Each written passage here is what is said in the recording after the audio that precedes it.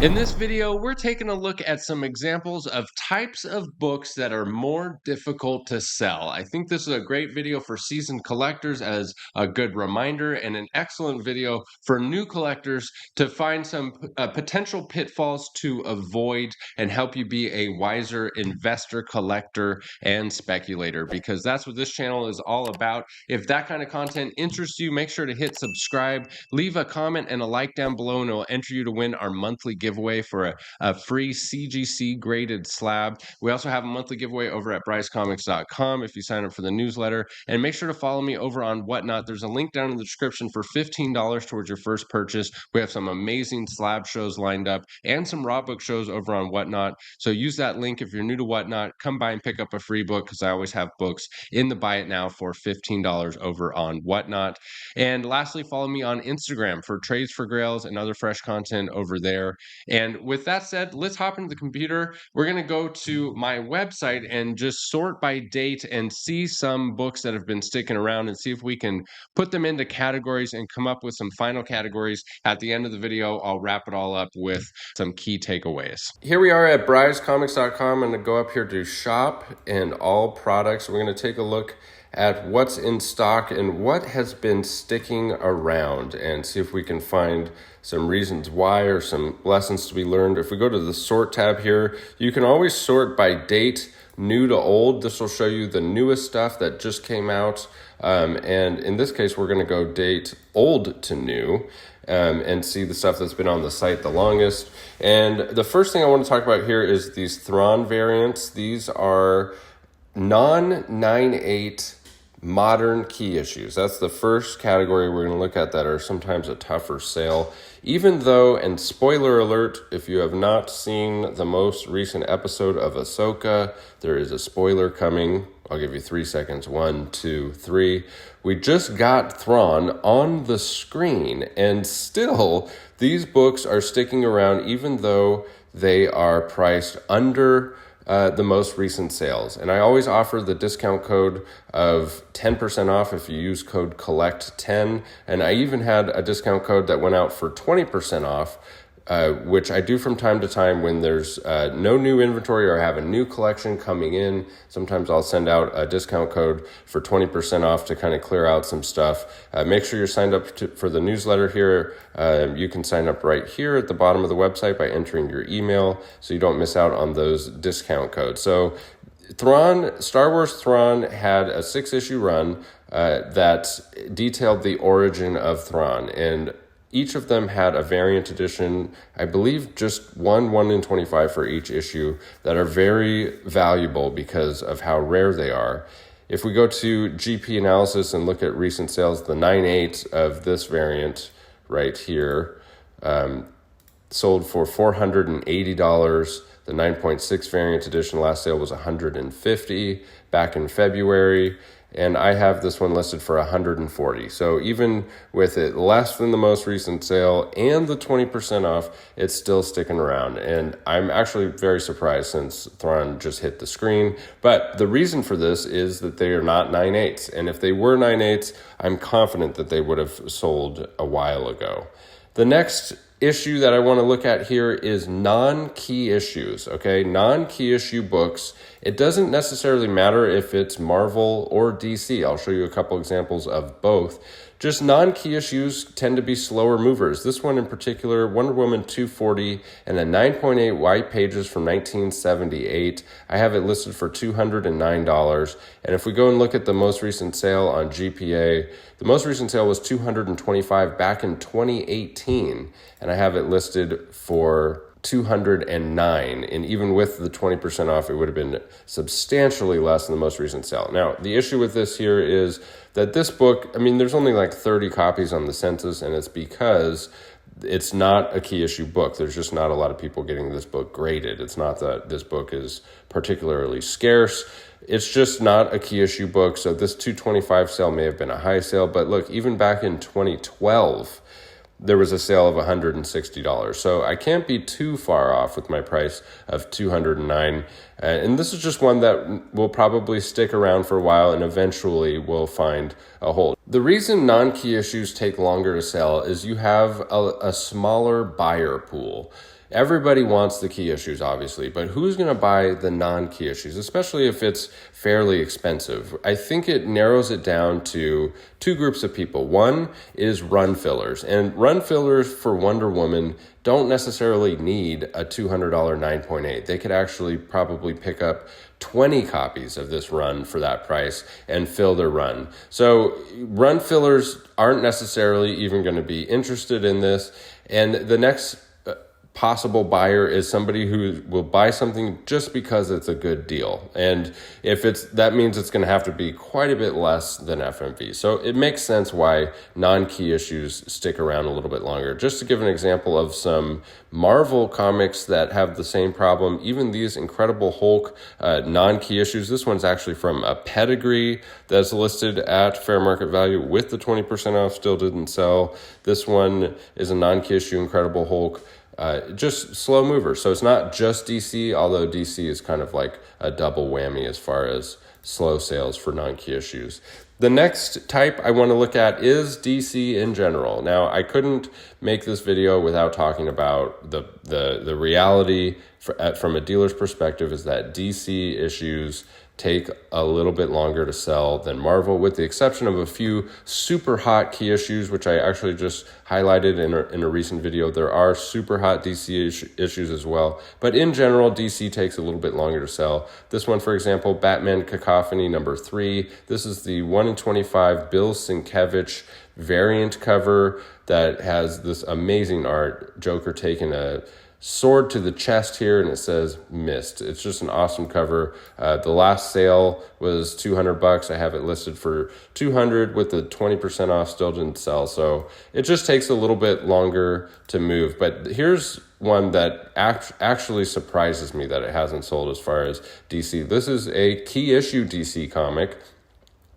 Adventure Comics number 293, the first appearance of Comet the Super Horse and the Legion of Super Pets. 6.5 with white pages, so this is an exceptional 6.5. It looks absolutely gorgeous. If you take a closer look at this book looks really, really good, really sharp. I think these creases right here is what brought it down to the 6.5.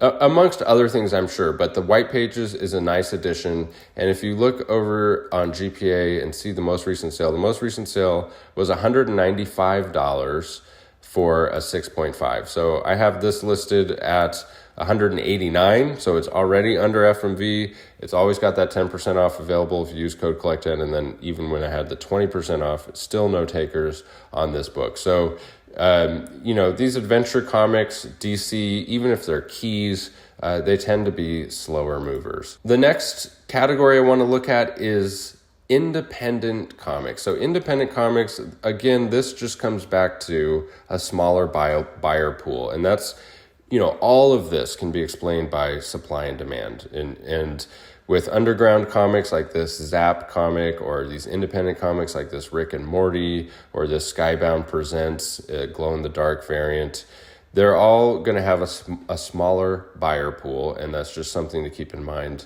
Make sure you really love it if you're going to buy it, because you might have a hard time selling it if you decide to turn around and sell it. The next category I want to look at is CBCS, and I couldn't, do this video without talking about CBCS. This one has two things going for it. One, it's a CBCS case, so there's less buyers for that. Two, it's an old CBCS case, so that narrows it down even more. And three, it's a CBCS signature series, which means that it can never be crossed over to CGC. So one of the potential buyer pools for CBCS books is buyers that can get a CBCS book at a cheaper price, cross it over to CGC, and then sell it for a profit. So that completely removes that buyer pool for this book, because if it's witnessed by CBCS, that means that CGC can't possibly have witnessed the signature, so it will never qualify for the CGC Signature Series program. So a Signature Series CBCS can never become a Signature Series CGC. It'll always get that qualified label because the signature wasn't witnessed by CGC. So this book, just to show you how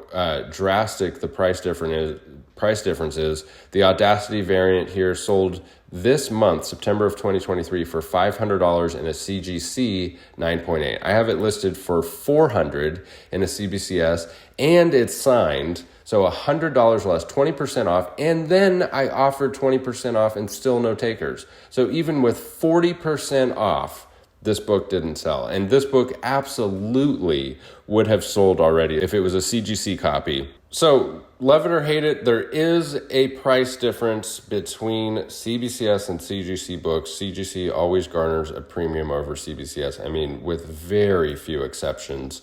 And this can actually present some opportunities for people. I mean, there's a whole bunch of money that can be made just buying CGC graded books and crossing it over to CGC. And it's because sometimes the price difference is unjustified. Like in this case, where you could have got it for 40% off, it's kind of justified because it can't be crossed over to CGC. If this was a blue label, I think it would have sold for that. I think the Signature Series is actually holding this one back a little bit because it just has to go into the hands of a collector because it can't be crossed over.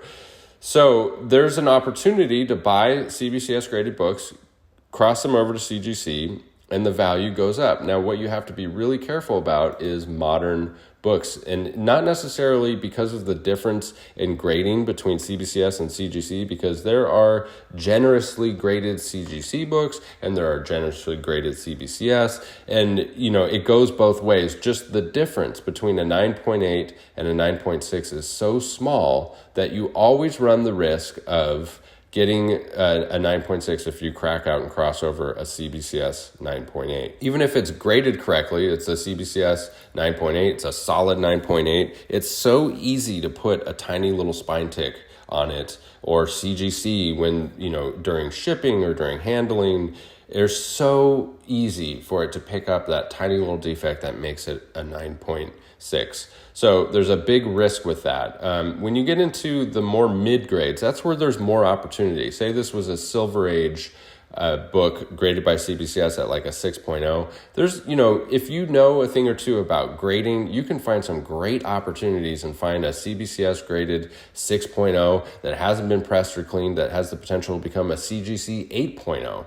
So the mid-grade vintage comics are a lot easier to deal with than brand new modern 9.8, where the price difference is such a big hit if you don't get the 9.8. All right, so let's wrap that up into 5 categories that are sometimes more difficult to sell. And these present opportunities, and it also presents some things that maybe you want to avoid if you're thinking about resale value. Again, the golden rule with comic book collecting is always collect what you love. But I like to throw a twist on it because I always deal with people every day of people that have to sell their collection. So at some point, you'll probably have to sell your collection, and it just would behoove you to keep these things in mind for that potential day if it ever comes. So the first category here is CBCS cases. All right, so any CBCS graded book typically gets a substantial discount in the aftermarket compared to CGC. A general rule of thumb is about 20%, and there's nuance to this for all kinds of different nuance to this. This isn't hard and fast and true. You can't say that every CBCS book is worth 20% less. It doesn't quite work like that, but some of the nuance that we talked about in this video are if it's a high grade CBCS and the intent is to cross it over to CGC. We saw that recently with a lot of the Ultimate Fallout 4 variants. It's what strikes me as interesting is if the intent is to cross it over to CGC and you end up paying, like, let's say that book is worth $20,000 in a 9.8 and it's worth $8,000 in a 9.6. What you see a lot of times is people will end up paying about $12,000 for a CBCS, and doesn't really make sense because if your fear is that it's going to come back a 9.6, $12,000 was a very high price to pay. And the point that I'm trying to drive home here is if it really is a 9.6 in a 9.8 case, don't pay somewhere between 9.6 and 9.8. Pay the 9.6 price because that's what it actually is. But CBCS cases typically are more difficult to sell. The next category we have is underground and independent, and pretty much everything with comic book prices ever can be explained with the simple principles of supply and demand. It just so happens that there's a ton of nuance with supply and demand, and you can spend a lifetime going down the rabbit holes of why did this one sell for that price or why did this one sell for that price. But at its core, it's supply and demand. So underground, independent, even though there's less of a supply, there's even less of a demand, and they typically take a little bit longer to sell. Next category we have is non 9.8 modern keys. Most modern books, people want that 9.8, with a few exceptions. Like the really expensive ones, there's a strong market for non 9.8s, but by and large, if you're going to buy a modern variant, most modern collectors will hold out for that 9.8. Not to say that, they're impossible to sell or that they don't have value. Everything has a value. It just might take a little bit longer to actually realize that value. The next category is non-key issues. And this goes for DC and Marvel, but of course, it's even worse with DC as far as, being able to move books as non-key issue DCs. But people are just less likely to pick up those non-key issues, and like I mentioned earlier, unless they are a run filler or they can get it for a really good price. And just and so the problem with the run filler side of it is if it's a very expensive, most run fillers aren't looking for the highest possible grade in that run. There are those people too, but most run fillers just want to complete that run. They're not too concerned about the grade. And so if it's a really high grade, they might choose to get a lower grade so they can fill more of the run for the same price. And last but not least is DC and general. This is not to hate on DC. I actually really enjoy a lot of DC. A lot of my personal reading in Batman and Detective Comics and stuff is DC. So it's not to hate on DC. It's just the fact of selling comics. If you become a dealer, you'll find out yourself that DC in general sticks around a little bit longer than Marvel issues. So there you have 5 examples of books that may present, some opportunities out there in the market, but also some pitfalls and potential things to avoid. I hope you enjoyed this video and found it helpful. If you did, please consider leaving a like, subscribing, and leaving a comment down below to enter you to win our monthly giveaway here on the YouTube channel. Don't forget to sign up for that newsletter at brycecomics.com to get notified of special discount codes, new inventory, new mystery boxes, and things of that nature. And last but not least, follow me on Whatnot. Link down in the description. If you're brand new to Whatnot, you can come by, pick up a free book. If you use my link, you get a $15 credit, and I have books available for $15 in every show. Thank you as always for sticking with me to the end of the video. We'll catch you in the next one. Bye.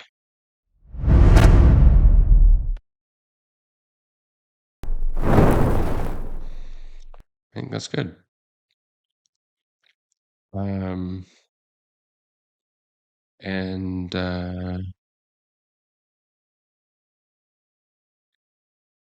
whoa, just woke up, fell asleep with my eyes open there, Marcus. When you get to be my age, don't judge me, young man. All right.